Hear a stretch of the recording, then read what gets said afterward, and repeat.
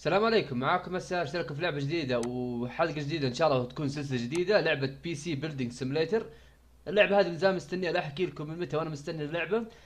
ذيك اللي حطيتها بالوش ليست عندي بقائمة الالعاب المنتظرة بستيم، يمكن من 2017 شهر 8، وانا كنت متحمس اللعبة. فالحمد لله لسه توهم معلنين عنها، ما لها يمكن نص ساعة معلنين عن اللعبة انه خلاص نزلوها. اول ما نزلوها شريتها على طول. فقلت انزل لكم جيم بلاي بعد ما جربت اللعبه، يا دوب جربتها شويه قلت هذه لعبتي خلاص، يعني هذه ان شاء الله بنلعبها. عاد تعرفون انا ما مستحيل اكمل في سلسله، العبها دايم شوي فجاه لين ما اطيح الحب الفراس بعدين اسحب. ولا وفي سلسلات برضو يعني زي سلسله مايتاما بورشا لحد الان مستنيها تخلص، استنى لها ابديت. يعني على حسب، هو يعتمد على اللعبه نفسها. لكن زي ذي اللعبه متامل فيها خير ان شاء الله، انه بنطول فيها وبنبدع فيها. فطبعا انا حسوي نيو جيم الان وابدا العب معاكم اللعبه بشكل مختصر. تبني كمبيوتر، تصلح كمبيوتر، عندك محل تصليح كمبيوترات. محاكاة جدا جدا جدا حلوة محاكاة اللعبة. فوق الخيال محاكاة اللعبة، كيف خلوها محاكاة قوية. فنقول السلام البداية طبعا، يشرح لك ايش الوضع. انا الحين بشرح لكم القصة. عندكم اول شيء نروح الايميل هنا. طبعا ما يمديك تضغط ضغطة واحدة بس، زي شايفين ضغطة واحدة بس تحدد. لا تضغط ضغطتين عشان يفتح لك. طبعا عندك هنا زي الكمبيوتر العادي بشكل عام، زي شايفين شت داون، ايميل، افتح الاشياء، هذا قائمة ابدا وزي كذا. عندك في البدايه تجيك تكون عندك هذه الرساله من عمك، رساله تقول لك انه تشرح لك الاشياء اللي تصير. انه هذا العمل حيكون لك، وانه انتبه تحط المعجون حق الحراري. تحط معجون الحراري قبل ما تروح تحط المعالج. يعني حط المعجون الحراري بعدين حط المعالج. المهم يعني يعلمك اساسيات في اللعبه. وفي النهايه ايش يقول لك؟ طبعا هو هذا عمي انكل تيم، هو كان صاحب المحل. لكن ما مشيت الامور بخير فسحب المحل واعطاني هو. المحل طبعا عليه ايجار، عليه اشياء ادفعها كل شهر. فلازم اضبط نفسي من الحين. زي ما قال هو طبعا هنا، ما شفتها انا لسه، هو تو يقول لي انا ما لعبت الا يومين في اللعبه، يومين اللعبه مو يومين في الحقيقه. المهم في النهايه كتب لي اي هاد تو بورو $15، اللي هي انه اقترض $15 حق البنزين. نوع من انواع يعني فكاهه من اللعبه. انه حركه ظريفه. طبعا زي شايفين فلوسي الان بالسالب، سالب $15. فاول شيء طبعا برضه هنا يقول لي عشان تبدا المهمه يجيك ايميل تحت، تبدا بالايميل زي شايفين هذا الايميل تحت. اول شيء بنسويه نحذف الايميل اللي فوق. الان هذه المهمه الاساسيه البدائيه اول شيء. نبدا اول شيء نقرا ايش المعلومات اللي يعطينا هي، او ايش المشكله اللي عنده. I hope you can help me. My computer has been running slower than usual, and I think I might have clicked on something I shouldn't have. اتوقع انه إيه هو فيروس، انا حليت المشكله هذه. المهم من طريقه سرده للقصه يقول ان انا ما ادري جهازي كان بطيء اكثر، يعني بطيء مو زي العاده. او بطيء اقوى من العاده، ما ادري، المهم انه صار بطيء فجاه. ويقول اتوقع اني ضغطت على شيء ما مو المفروض اني اضغط عليه. فالمهم نضغط على جو تو بي سي. والان جانا الكمبيوتر. طبعا مو من العاده انه اول ما تضغط يجيك الكمبيوتر على طول، بعض الاحيان ياخذ وقت يوم كامل. فالحين جانا على طول عشان يعني بدايه اللعبه. فنقول بسم الله ناخذ الكمبيوتر ونحطه هنا. طيب عندك على اليمين زي شايفين طلع لك القائمه بالاشياء اللي لازم تسويها. اول شيء بي سي كان بوت تو او اس وريموف فيروس. طيب اول شيء بنسويه طبعا يقول لك انه لازم تعليمات في البدايه، انه اول شيء لازم بريس 3 اور ذا كيبل بutton. انك يعني تبدا تختار على وضعيه الكيبل. الكيبلات هي طبعا كيبل الكهرباء، كيبل الديسبلاي بورد، كيبل الاتش دي ام اي، اليو اس بي، تشبك الاسلاك العاديه الاساسيه. فنضغط على كيبل وناخذ اول شيء يو اس بي ونشبكه. بعدين ناخذ اليو اس بي الثاني ونحطه. هذا يو اس بي طبعا الفاره والماوس اللي شايفين، هذه الفاره والماوس عشان نتحكم فيها. بعدها عندنا كرت اللي هو معليش اشهد من الله، الاتش دي ام اي. بعدها مدخل الكهرباء. خلصنا بعد ما شبكناه. الان ايش يقول لنا؟ نشبك اليو اس بي درايف عشان نحمل على الجهاز الكمبيوتر برنامج الفيروسات. طيب اول شيء نشغل الكمبيوتر. زي شايفين الحين اشتغل. انا ودي انه اوطي الصوت عشان لا يزعجكم. حلو كذا اتوقع ممتاز جدا. اذا صوت فيه ازعاج اتمنى تقولوا لي لو من المايك او من اللعبه. طيب الحين شغلنا الجهاز، اول مهمه خلصناها. الحين يقول لنا نشبك اليو اس بي. كيف نشبكه؟ اي شيء تبغى تسويه في الجهاز لازم تروح على انستول، انك تشبك تحط تبي تحط الشيء يعني. هذا هو الثيرمال بيس اللي يقول لك عليه المعجون الحراري. احنا الان بنحط اليو اس بي درايف، اليو اس بي. نختار اي منفذ نشبكه معه. خلاص الان نرجع نطلع من وضع الكمبيوتر، وضع تعديل الكمبيوتر، نروح على وضع الشاشه. طيب الان يقول لنا انه يفتح برنامج اليو اس بي، هذا هو اد او ريموف بروجرامز. هنا عندك القسم هذا لو تبي تضيف برامج، والقسم هذا لتحذف برامج. طبعا القسم هذا عندكم ال 3 دي مارك اللي هو حق البنش مارك، ميوزك بلاير معروف، اللايتنج حق الالوان ال دي لكروت الشاشه، الفيروس سكانر هذا اللي احنا نبغاه الان فحص الفيروسات، والشوب اللي هو امازون نخليه نسميه امازون هنا افضل شيء، لانه هو 100% شبيه امازون، بتشوفوا شيء بعد شويه بتنصدمون منه. فنضغط على فيروس سكانر ضغطتين طبعا، نستناه يثبت.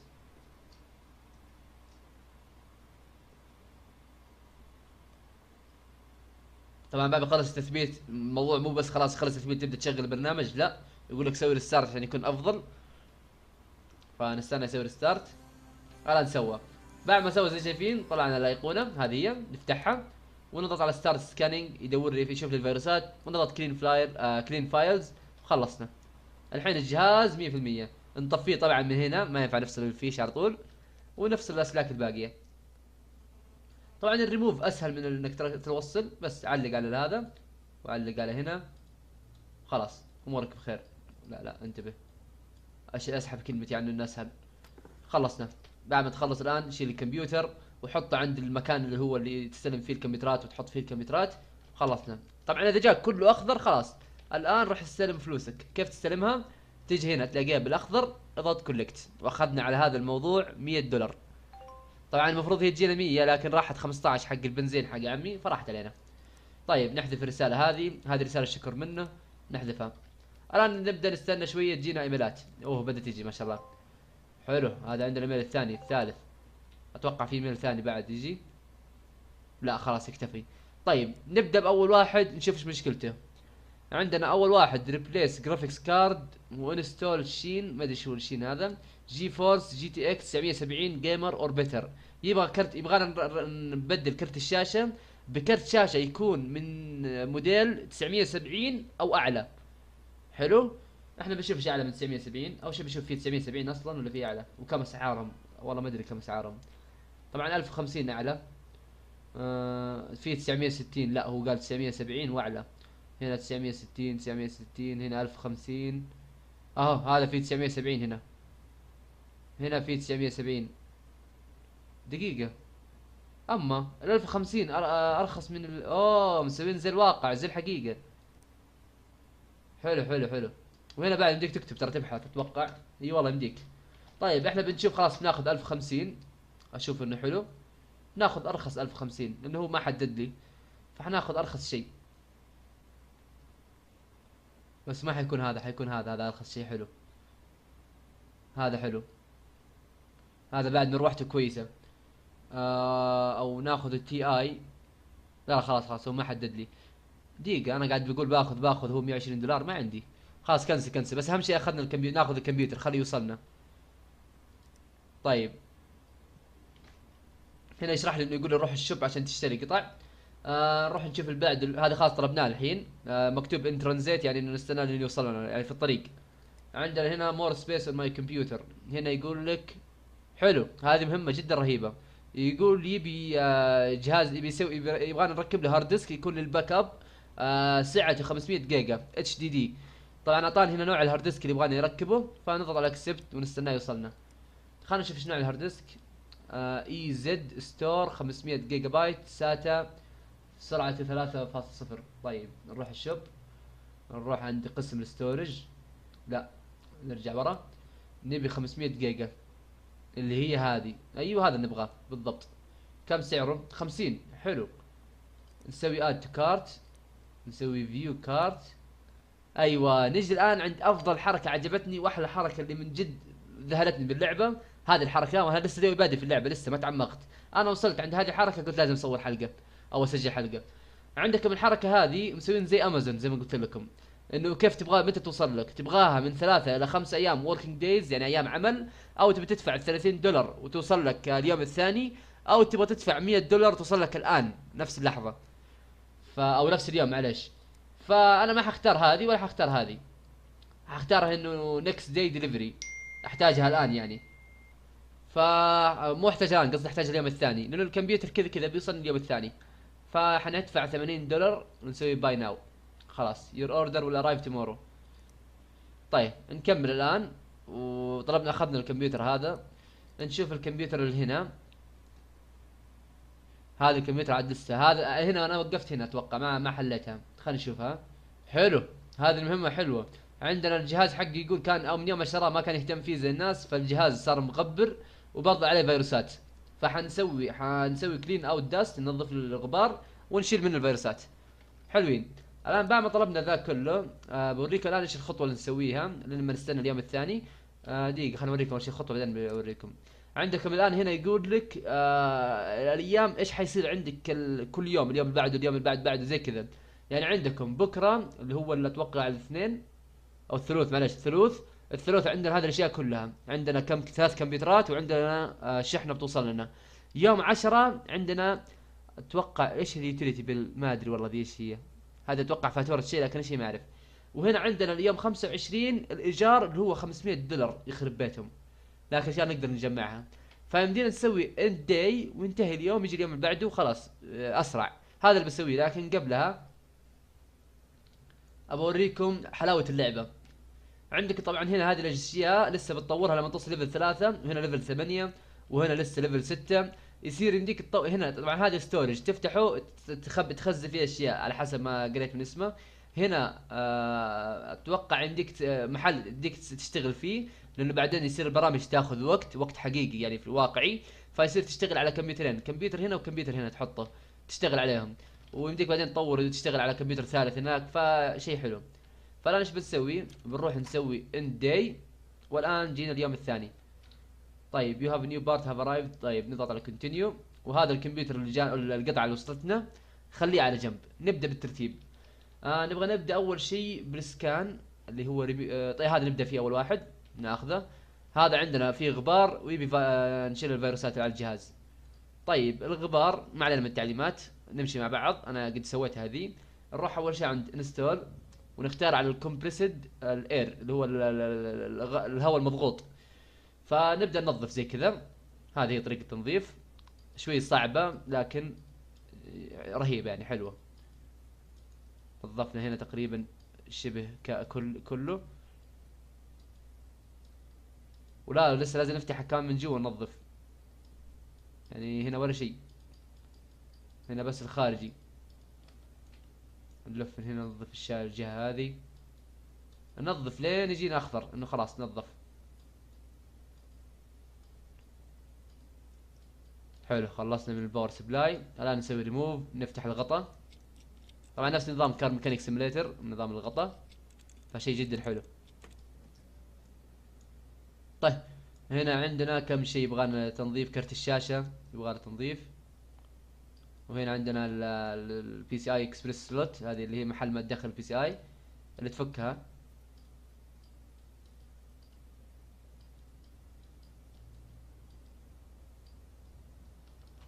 في هنا واحدة كذا بس شوية.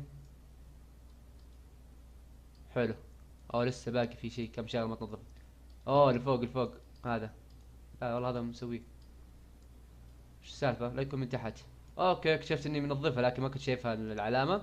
طيب خلينا نمشي بالترتيب. نروح عند بي سي بارت هنا، نسوي انستول ونروح عند بي سي بارت، ونركب القطعة اللي فتحناها، غطا الكيس. حلو. نسكر من هنا ومن هنا خلاص. الحين نروح عند انستول ونركب او نشبك اليو اس بي. دام يبغانا فيروس ما فيروس خلينا نشبك من الحين. ونسوي نروح عند الان طور الكابلات، نركب الكابل، نركب الماوس او الفاره، الكيبورد او الفاره، ونركب الاتش دي ام اي، ونركب مدخل الكهرباء، ونقول بسم الله شغلنا الكمبيوتر. الان نطلع من وضع الكمبيوتر نجي على وضع الشاشه. طبعا لو تلاحظ انه كل واحد له خلفيه هو يحطها، فهذا شيء حلو. نروح عند اد او ريموف بروجرامز، نركب له برنامج للفيروس، نسوي نركب له هو. ولا لو هو يمكن يطلب مني يركب لي برنامج ايميل، يركب لي الامازون، برنامج الامازون كله اركب له هو. الامازون هو الشوب طبعا. نسوي ريستارت. حلو. نروح عند برنامج الفيروس الان ونسوي ستارت سكانينج، كلين فايلز، واموره بخير. خلاص طفي الجهاز ونروح نسلمه له. نفصل الاسلاك بسرعه. خلاص الحين نبي شغل سريع. افصل ذا، افصل اتش دي ام اي، لا مو هذا، اليو اس بي. خلاص ناخذ الجهاز ونحطه هنا. ما بياخذ فلوسه، ما يحتاجها الحين. ولا لا تصدقوا احتاجها. خلينا نشوف كم فلوسه. ما ظنيت انه واجد. ايه 100. كولكت. خلاص خلينا نحذفها بس. طيب عندنا هذا الان مهمة جديدة لكن خلاها. ولا خلينا نسوي اكسبت. ريبليس اير كولر. مروحة نغيرها، يمكن نسويها بالحلقة الجاية. وكلين اوت دست اقبلها، بتجينا بعدين دي اتوقع. طيب نبدا الان في المور سبيس اللي يبغى مساحة جهاز، اللي هو ابجريد. اي هذا هو، ناخذه. بعد برضو الكيسات لو تلاحظوا حاطين اسامي الشركات، وكيس من جد نفس التصميم الواقعي. هذا الكيس انا كنت بشتريه في الواقع لكن ما حصل الشرف، لكن ما حصلت فرصة. اوه نفس مروحتي الحقيقية اللي مركبها الان، لكن انا كولر ماستر. اتوقع هي بعد كولر ماستر، ما ادري. ما علينا. الان هذه والله ما حليتها، الان بحلها معاكم. لكن الموضوع ان شاء الله جدا بسيط، لان انا قد في الحقيقة قد ركبت وفكيت هارد ديسك. فان شاء الله يكون اذا كان نفس الواقع فيكون الموضوع بسيط. طيب الهارد ديسكات اتوقع تجي ورا. لا هذه هنا. عند اول شيء استنى انا ايش فيني. نجيب الهارد ديسك اول شيء، نفكه. هذا هو. كيف اخذه؟ اوه خلاص خذيته. حلو. نيجي الان نطلع هذا. اوه الجهة الثانية. اوكي معليش. نجي نلف الجهاز، نفتح الغطاء الخلفي. يا ريت لو يدونا لفة كاملة. ايوه كذا ممتاز. طيب نفتح هذه ونحط انستول، ونروح عند الستورج اتوقع. اي هذه هي، ونركبها. لا استنى كذا فوقها، لازم نطلعها اول وفوقها. ماشي والله واقعية اللعبة. طيب الان باقي لنا الاسلاك. يب باقي لنا اللي هو الساتا الكهرباء هذا مولكس. اي ساتا كهرباء وساتا باور اللي هي إيه. طيب بنشبكها بس. نشوف اللي يمكن فيه هنا. هذا لا ما في. لا اتوقع انه نشتري. لا تقول لي اما عاد بشتري مستناه يوصلنا. لا والله هالسالفة صدق. كيف اوكي. الحمد لله. طيب طلعت لازم احول على مود الكيبل مود. طيب نشبكه هنا. هذا الساتا اول شيء. هذا مدخل الكهرباء الحين شبكناه. بعدين مدخل نقل البيانات. خلينا نشوف. هذا ندخل نشبكه في اي واحد من هنا. خلصنا كذا شبكنا الهارد ديسك. طيب الان نشغل الكمبيوتر نجرب. نشبك الماوس، نشبك الكيبورد، هنا ال HDMI، وهنا الكهرباء، ونشغل الجهاز. طيب كيف اتوقع نسوي برمجة للشيء هذا هارد ديسك ولا؟ صح ماني حاط اس بي. خلاص اتوقع انه جاي جاهز هو. شوف. لا فصلت الدنيا. لا خير الكمبيوتر. حلو. خلاص خلصنا. هو بس كان يبغاني اشغل الجهاز تاكد انه شغال ما في قطع ناقصه. طيب الحين ايش نسوي؟ انستول، ونروح بي سي بارت، ونركب القطع اللي فكيناها. وهنا بعد يبغى لنا قطعه. نشد المسامير وكذا خلصنا. لا الحمد لله فاصلينها. نسلم الكمبيوتر وناخذ قروشنا. صح كذا خلاص سلمناه. ايه كولكت بيمنت. اخر واحد الان عندنا اللي هو كرت الشاشه. كرت الشاشه ما حنسويه ذي الحلقه، بنخليها الحلقه الجايه لانه يبغانا ننام يوم ثاني في اللعبه. فانا اشوف انه يكتفي، وبشوف دعمكم كيف على الحلقه ان شاء الله تكون عجبتكم او على اللعبه نفسها. فناخذ فلوسنا هنا. ما شاء الله صار معنا 295. طيب خلينا قبل نقفل نطلب كرت الشاشه اللي هو قلنا بناخذه مو تي اي، بناخذ العادي. فنطلبه $120. نسوي اد تو كارت. 150 مع الشحن اللي بيكون بكره. اصبروا خلينا نشوف يمكن احطه ب3 ايام. هنا ايش يبي؟ ريبير ايلر ريبليس اير كولر. هذا الكترون زيت. طيب اتوقع اني بطلب بكرت الشاشة. يب ما ادري. ودي اشوف ان اطلبها كلها مرة واحدة، اطلب القطعة اللي بيها. يعني عندنا هنا ريبليس اير كولر. لا اتوقع لما يجي جهاز اطلبها احسن. فاللي بسويه بطلب الحين اللي عندي انا، بطلبها وخليها توصل بكره، وخلاص ندفع ال 150. يلا ما يخالف ندفع ال 150 ونسوي باي ناو. فبس هذه كانت حلقة اليوم، اتمنى يكون الفيديو عجبكم، لا تنسوا اللايك وسبسكرايب، هذا مقطع اليوم، السلام عليكم.